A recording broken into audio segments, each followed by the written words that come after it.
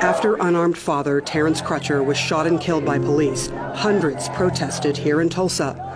What many didn't know is that nearly 100 years ago, on these very streets on which they were marching, hundreds of African Americans were killed in one of the darkest chapters of Tulsa's and America's history. A lot of folks around here used to whisper about it over the decades, but nobody, black nor white, wanted to talk about it. And that history was being forgotten. Before it happened, Tulsa was the scene of a thriving, wealthy black community. Black Wall Street was the most prosperous black-owned business district in 1921. This was Black Wall Street. There were hundreds of black-owned businesses, everything from banks to pharmacies to the doctor's office. And black folks were making really good money.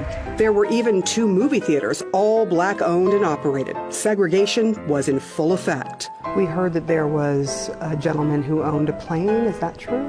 Simon Barry was a pilot and owned his own plane. Black folks were rich here, basically. They lived very good lives. Many of them, yes. Yes, which caused some envy and anger among white people who commented, how dare those Negroes have a grand piano in their house and I don't have a piano in my house. 1921 rolls around. What happens? Some type of confrontation between blacks and whites was inevitable because of the racial climate at that time, because of the presence of the Ku Klux Klan in almost every aspect of our society.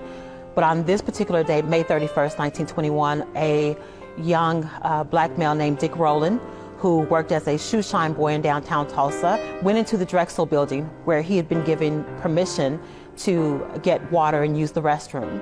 There was a young white girl named Sarah Page who was an elevator operator. And Dick Rowland every day would go into the elevator with Sarah Page. On this particular day, after the elevator doors closed and Sarah Page and Dick Rowland were alone in the elevator, a few moments later there was a scream, the elevator doors opened, Dick Rowland ran and was later arrested, and Sarah Page initially claimed that she had been assaulted. Brown says Page never pressed charges, but authorities did, and the damage was done.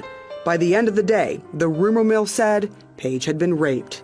As word spread, angry whites were determined that they were going to take matters into their own hands. A large crowd of white residents gathered at the courthouse. They demanded Dick Rowland be lynched. How did the black community respond to that demand to lynch this young man? They were willing to risk their lives. They knew that they would be risking their lives to help defend Dick Rowland. And thousands of whites gathered in front of the courthouse. A white man approached a black man with a gun. He said, "What are you going to do with that gun?" He said, "I'm going to use it if I have to." The 2 men argued. There was a struggle over the gun. It fired. The white resident was shot. All hell broke loose. Blacks retreated to the Greenwood district where they set up a barrier at the railroad tracks and were able for a short time to keep whites from invading their community.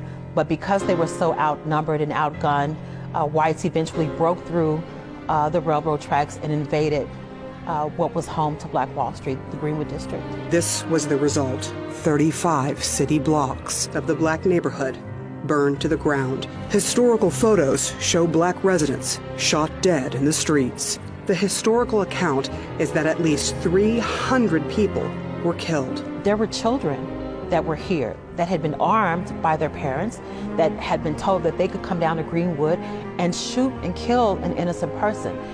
Those are the same people that we grew up with in our communities, that were a part of our society. How many black people lost their lives? There's really no way of knowing exactly how many people lost their lives, potentially thousands of innocent men, women, and children. What is worse, survivors say they remember death not just in the streets, but raining down from the sky.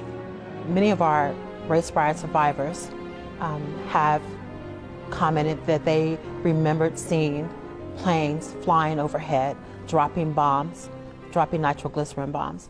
Mrs. Hazel Smith Jones is believed to be the last living survivor in Tulsa. She's 97 years old. My daddy wasn't at home, just the kids and mama. They came and got us. Was it white people from the city?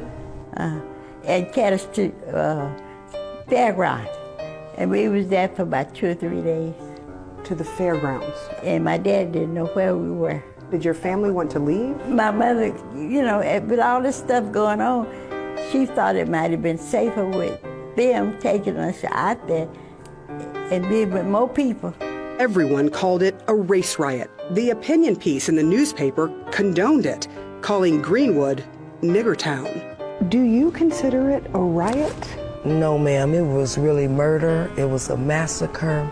My grandmother was awakened at night and just told to run. Just get up and run. And they ran. She was only 9. They ran for days. She got mixed up from her family and lost in a chicken coop. Calling it a riot was convenient for a city run by whites. There's no statute of limitations for murder, but there is for a riot. For the black victims, it was devastating. They never received any type of justice for losing their loved ones, for losing their homes and the businesses that they worked so hard for, that they built from the ground up. Every insurance claim from the Greenwood neighborhood was denied. The claims totaled about $2.7 million. Black Wall Street did recover, but never to its former glory. Do you think life is better for black folks in America now? Yeah. Some places, yes, some places, and some places not. If there was any clearer sign that change in race relations has happened to this community, this was it. During a march for a black father slain by a police officer, half of those marching were black and the other half white, all marching in unison, saying Black Lives Matter. But there are stark reminders of the racism that continues to thrive in some people's hearts. So the marching and the worrying continues.